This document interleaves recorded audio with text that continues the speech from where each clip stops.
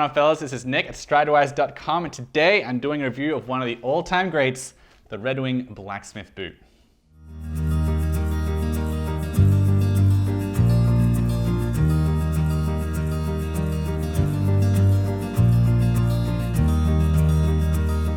So Red Wing is easily one of the most popular and influential American work boot brands of all time, and on Stridewise.com I rarely stop talking about them. I've reviewed several of their boots, I've compared them with other companies, I even interviewed the general manager of Red Wing Japan to find out why they're so popular in Japan as well. Super interesting interview, I'm going to put the link in the description below.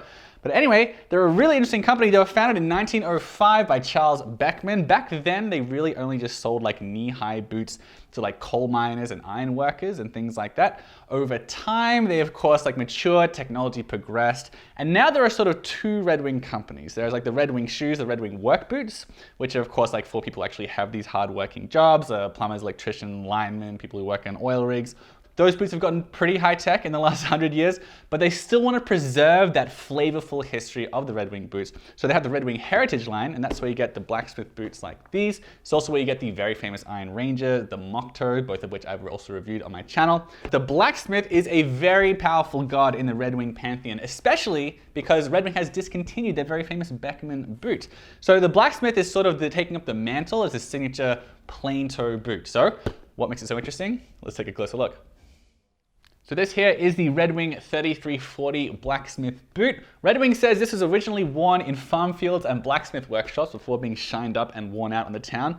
I'll tell you this, boy it looks like the Wolverine 1000 mile. Check this out, this is the Wolverine 1000 mile, this is the Red Wing Blacksmith. They've got a ton in common. Red Wing and Wolverine are largely seen as like really big competitors of one another. Wolverine is like the biggest competitor of Red Wing. They're always compared to one another. I've compared them myself.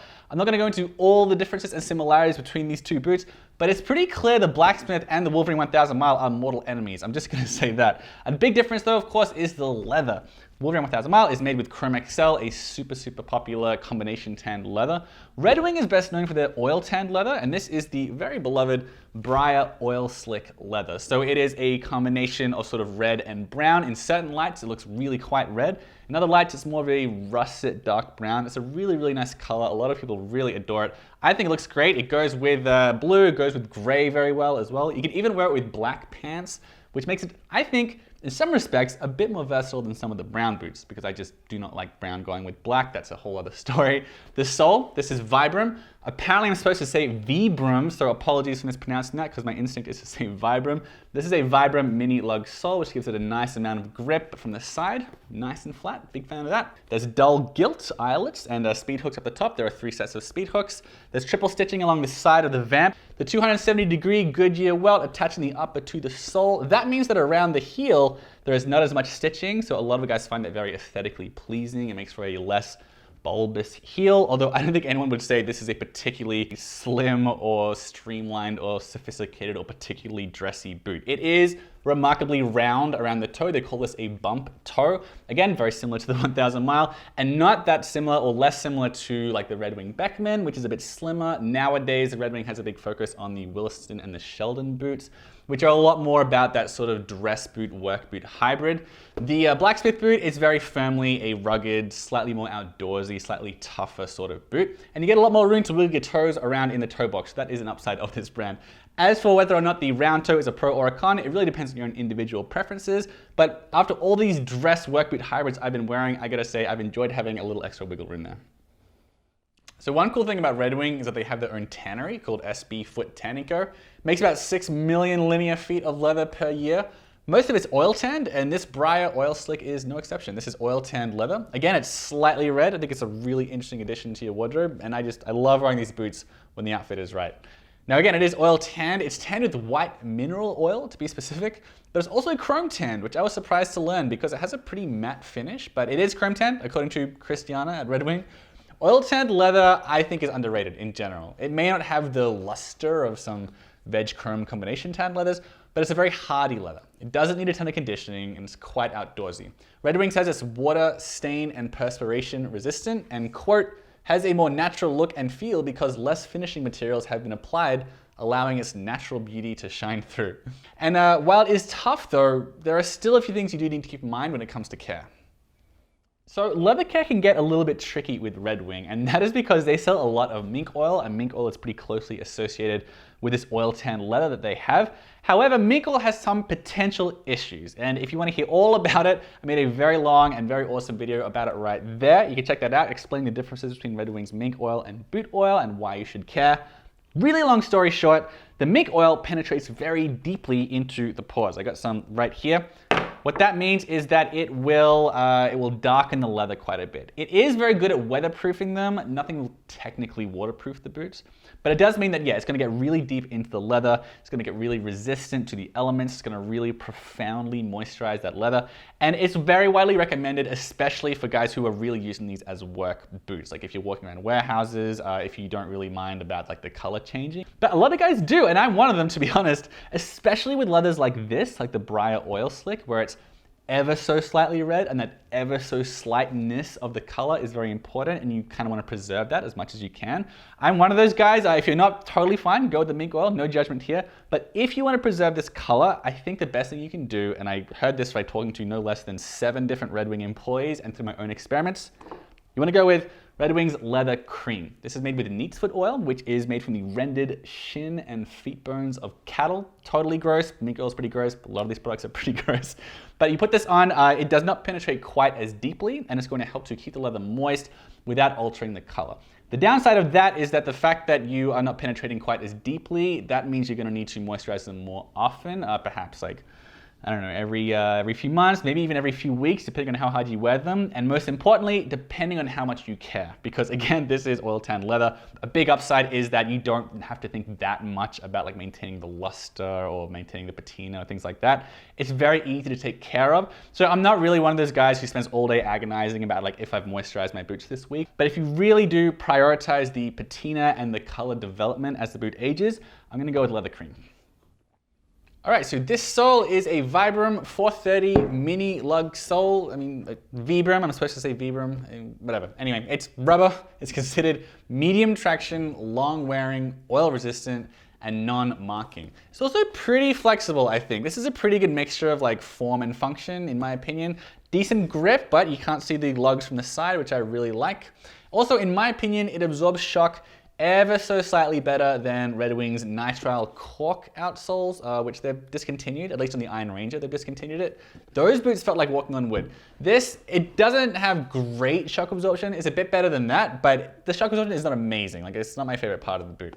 There's no foam or urethane or anything fancy in the sole. Instead, it's got a cork midsole that's meant to mold to the foot over time, and there's a leather insole. There's also a steel shank in there for arch support and stability. And the arch support isn't bad, honestly. It's not like a high arch like an Alden Indy or a White's MP service boot, but I'm pretty happy with it for what it is.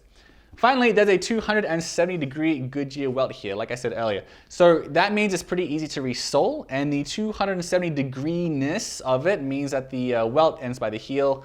So that's mostly an aesthetic thing. Again, it keeps the heel slimmer looking. A lot of guys like that. It also means it's a tiny bit less water resistant than 360-degree welts, but it's not a massive difference. These boots are still pretty good in wet weather.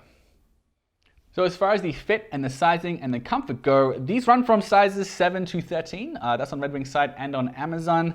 One interesting thing is that they don't have any wide sizes or narrow sizes, right? It's all just the D width shoe. So guys with narrow feet or wide feet, they're gonna be pretty disappointed by that.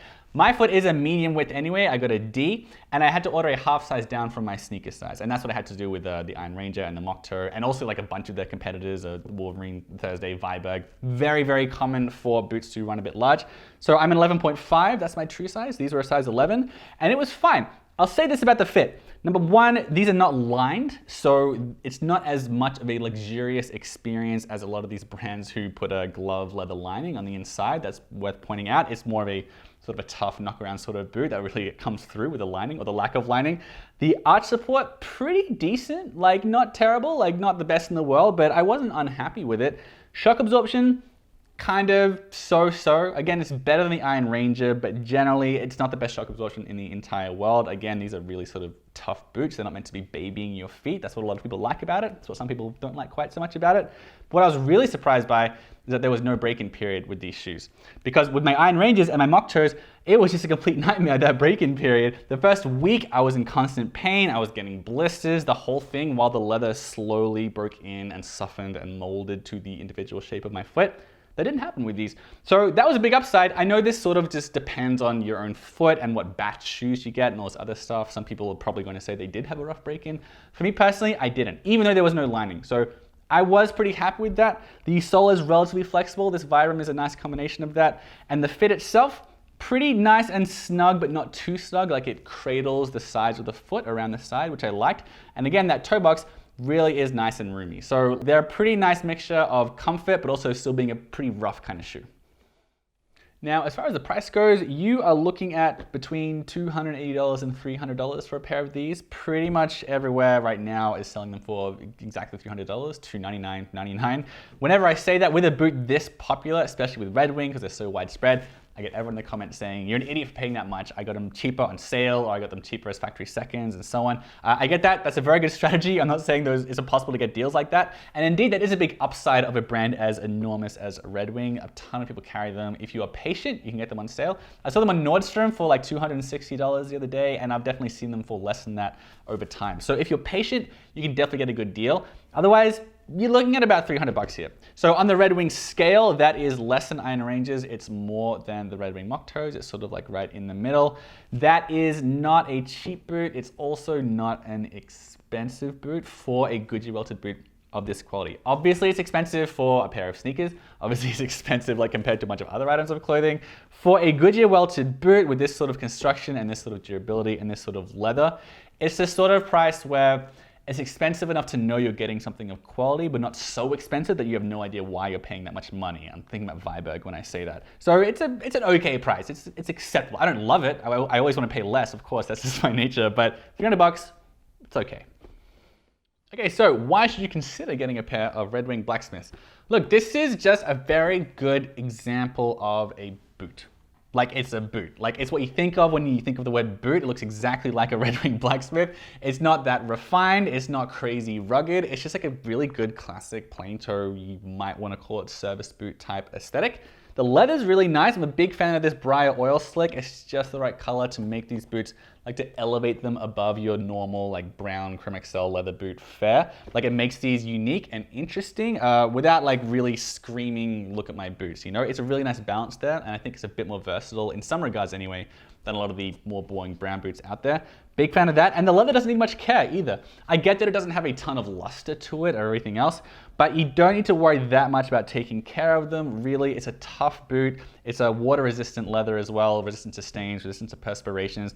They're just good knock-around boots that you can feel comfortable just kicking the crap out of and still be aware that they're gonna look good and they're gonna age pretty well as well. Good grip. I like this Vibram mini-lug. From the side, doesn't look like it. I really like that compromise they've gone for there. It's a 270-degree welt, which has its issues, but you get a nice slimmer profile around the heel there as well. I also wanted to point out that it is resolable again because of that Goodyear welt. So that means that the upper can last through many, many wears. I also didn't have any break-in period, which was really, really nice. And finally, the arch support is pretty good as well. It's not the best in the world. It's not like a high arch Alden, but the arch support I think is better than the Iron Ranger, at least the pair I have, which are kind of old to be fair. Okay, there are some downsides to this very good boot. I do want to point them out. They do cost $300. That's not cheap. It's not crazy, stupid expensive, but for the vast majority of people, that is still a very expensive shoe. You know, in the context of the kind of people who frequent the Goodyear welt subreddit and who really get into boots, such as myself, middle of the line. For the vast majority of people, it's still an expensive boot. Like I acknowledge that. I'm not saying it isn't. That's definitely worth thinking about. The leather, again, not super lustrous. So, you know, it doesn't look as nice as some Chrome XL boots. I will say that. I think it's tougher, but there is that flip side of they look pretty rugged. Again, that's what people want from these boots, but it is worth pointing out. The Goodyear welt, 270 degrees, means it's a tiny bit less water resistant than a 360-degree welt. I don't think it's going to make a massive practical difference, personally speaking. It's true that it's a bit less water resistant, but for most guys, this is still going to be very good and useful in wet weather.